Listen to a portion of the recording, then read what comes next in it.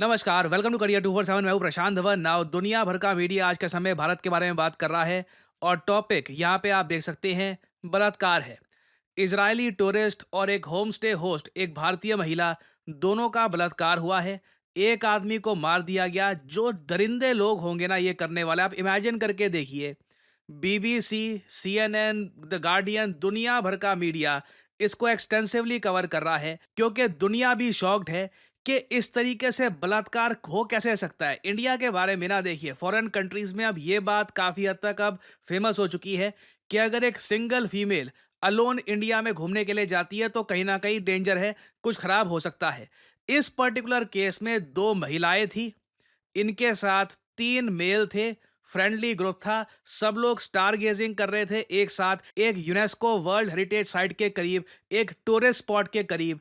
अचानक से कुछ दरिंदे आते हैं, 150 रुपए मांगते हैं, उनको पैसा नहीं मिलता और उसके बाद वो लोग वायलेंस करते हैं। जो तीन मेल थे, जिनमें से एक अमेरिकन भी था, उसको कैनाल में फेंक दिया जाता है, पानी में फेंक दिया जाता है। एक आदमी की डूब के मृत्यु हो जाती है और उसके बाद जो दो महिलाएं हैं, एक इजरायली एक भारतीय, उनके साथ बलात्कार होता है। अब यहाँ पे आप बताइए, वर्ल्ड मीडिया यही क्वेश्चन रेस कर रहा है कि अगर एक फॉरेन वुमेन तीन मेल के साथ भी एक टूरिस्ट लोकेशन के करीब है इंडिया में, क्या तब भी वो सेफ नहीं है? यहाँ पर आप देख पाओगे हर जगह ये बात साफ साफ लिखी हुई है कि ये लोग कुछ ऐसा नहीं है कि किसी दूर दराज के किसी आइलैंड में घूम रहे थे। The two women were reportedly star gazing. Star gazing होता है जब आप बस तारे देख रहे होते हो शाम को, with three mail travellers when they were attacked near a popular UNESCO World Heritage Site. This is very shameful कि हमारे देश में ये हुआ है। और जिस यूनेस्को वर्ल्ड हेरिटेज साइट की हम बात कर रहे हैं, ये है the city of Hampi, Karnataka में आपको मिलेगी। बहुत सारे टूरिस्ट यहाँ पे जाते हैं और एक बार को आप एज्यूम करते हो कि यूनेस्को वर्ल्ड हेरिटेज साइट का जो इलाका है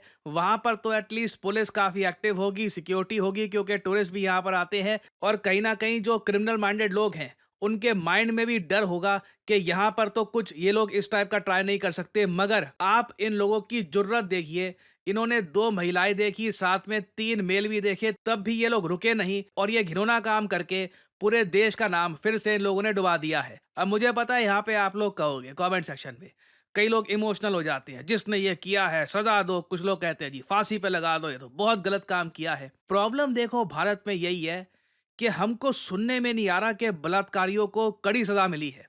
मैं आपको एक बहुत ज़्यादा सैड एग्जांपल बताता हूँ। 9 अगस्त 2024 को आप सबको याद होगा, वेस्ट बंगाल की कैपिटल कोलकाता में घिनौना रेप केस सामने आया था।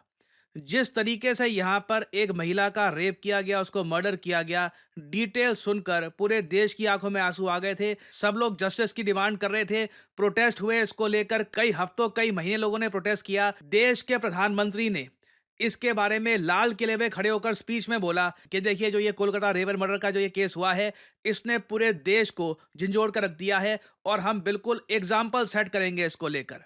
कुछ चिंता की बातें भी आती है और मैं आज लाल किले से फिर बार एक अपनी पीड़ा व्यक्त करना चाहता हूं। एक समाज के नाते हमें गंभीरता से सोचना होगा कि हमारी माताओं, बहनों, बेटियों के प्रति जो अत्याचार हो रहे हैं, उसके प्रति देश का आक्रोश है, जन सामान्य का आक्रोश है। इस आक्रोश को मैं महसूस कर रहा हूं। इसको देश को, समाज को, हमारी राज्य सरकारों को गंभीरता से लेना होगा। महिलाओं के विरुद्ध अपराधों की जल्द से जल्द जांच हो। नाउ देश के पीएम ने इस टॉपिक को रेस किया लाल किले से। कई सेलिब्रिटीज थी, उन्होंने सोशल मीडिया पर बहुत सारी पोस्ट करी कि देखिए ये रेप के स्टैटिस्टिक्स हैं और हालत बहुत ज़रा खराब है, still waiting for a day when all women can be independent and safe. बहुत सारी बातें बोली गई। ये अगस्त 2024 का दृश्य मैं आपको दिखा रहा हूँ। अब हम आ चुके हैं मार्च 2025 में।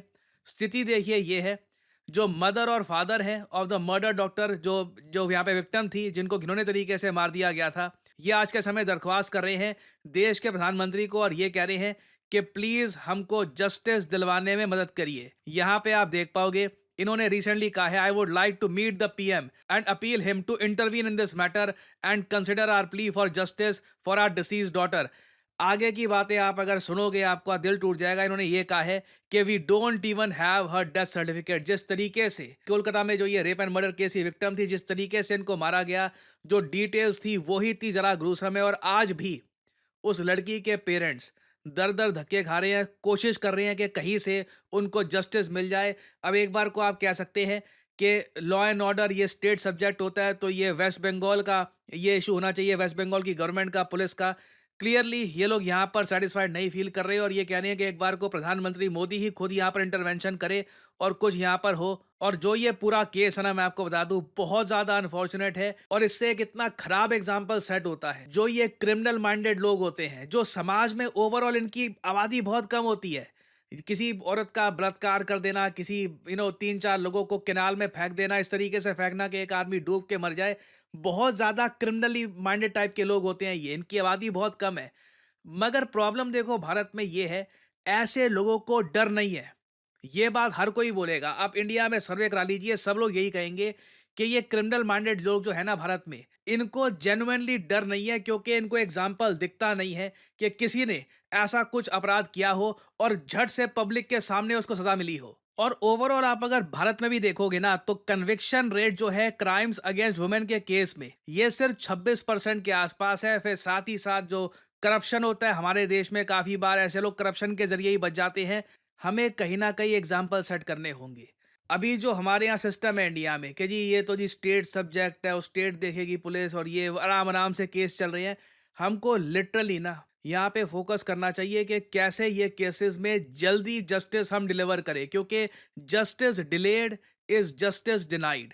और जितना आप डिनाई करोगे जस्टिस, जितना ये लोग जो क्रिमिनल माइंडेड लोग देखेंगे कि एंड में होता थोड़ी ना है कुछ, कोलकाता वाले केस में भी क्या हुआ, तो ऐसे लोगों का देखिए ऑब्वियसली मनोबल बढ़ता है ये सब देखकर। नीड आज के समय ये है कि जिन लोगों ने ये अपराध किया है, जल्द से जल्द इनको पकड़ा जाए, फॉर गॉड सेक। पूरी दुनिया को बताकर, ना सिर्फ पूरे देश में ये बात अनाउंस करके, पूरी दुनिया में अनाउंस करके ऐसे लोगों को हमें पनिश करना चाहिए। नहीं तो क्लियरली हम दुनिया को मैसेज ये सेंड कर रहे होंगे, भारत के लिए ये सब चीजें प्रायोरिटी नहीं है।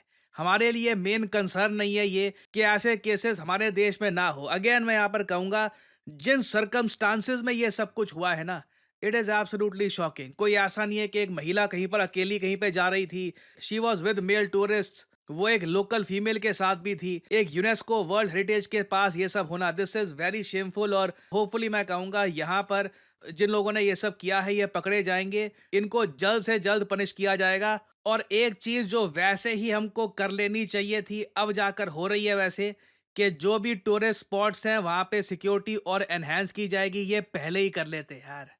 I mean it's just so embarrassing कि हमारे देश में इतनी बेसिक चीज़ें हम लोग नहीं कर पा रहे। एंड अभी देखना होगा कि इस केस में क्या डेवलपमेंट्स आती हैं, कुछ फर्दर यहाँ पे डेवलपमेंट्स आती है, कुछ अगर होता है इस केस में तो मैं आपके लिए अपडेटेड वीडियोस यहाँ पे लाता रहूँगा। और ऑब्वियसली हर आर्टिकल में आप देखोगे जो ये केस हुआ है ना, इससे टूरिज्म सेक्टर और ज़्यादा अफेक्ट होने वाला है। बिल्कुल देखिए, भारत के टूरिज्म को ये चीज जितना बुरी तरीके से नेगेटिवली इफेक्ट कर चुकी है, ऐसे केसेस इन द पास भी हो चुके हैं। ये आपको याद होगा, ब्राजीलियन टूरिस्ट का गैंग रेप हुआ था इंडिया में, उससे पहले जाओगे और भी बहुत सारे केसेस हो चुके हैं। टूरिज्म सेक्टर का तो भूल ही जाइए। अब तो मुझे अजीब लगता है कि कोई फीमेल टूरिस्ट इंडिया में आती भी है तो अपने आप में ये सारे केसेस देखकर she is a very brave women, और तब भी ऐसे केसेस हो रहे हैं। Really this is very shameful और something really needs to be done. और फाइनली बहुत ही इंपॉर्टेंट जानकारी आप सब लोगों के लिए, एक्सिस बैंक का जो हमारा बैच है, आपको पता होगा मैंने करियर 247 पर इसकी काफ़ी एड्स डाली थी कि डेप्यूटी मैनेजर आप बन सकते हैं एक्सिस बैंक में थ्रू करियर 247। तो जो इसका बैच है यहाँ पर पीवीआरएम का, ये स्टार्ट हो जाएगा 15 मार्च से। ऑलराइट, तो 15 मार्च से पहले पहले जो अपना फॉर्म है फिल कर लीजिए। असेसमेंट टेस्ट जो है करियर 247 का दे दीजिए। लिंक इसका आपको मिल जाएगा नीचे कमेंट सेक्शन में पिंड, और डिस्क्रिप्शन में भी इसका लिंक आपको मिल जाएगा। And you can do this. और मैं आपको बता दूं, ऑलरेडी करीब 15 लोग करियर 247 के थ्रू एक्सिस बैंक में डेप्यूटी मैनेजर बन चुके हैं। हम कोशिश करेंगे बहुत ही जल्द उनके टेस्टिमोनियल्स भी आपके लिए लेकर आएं। So this is a good opportunity for you all जो लोग इंटरेस्टेड हैं। और अगेन अबव ऑल, जो लोग यहाँ पर एलिजिबल हैं वही यहाँ पे अप्लाई करें। एलिजिबिलिटी के बारे में मैं आपको बता चुका हूँ, जो नीचे लिंक आपको मिलेगा वहां पर भी जो एलिजिबिलिटी है उसके पॉइंट्स आपको मिल जाएंगे। So good luck to you all. और इसी नोट के साथ ये है वीडियो का अंत। Thank you for listening and I always say may the gods watch over you.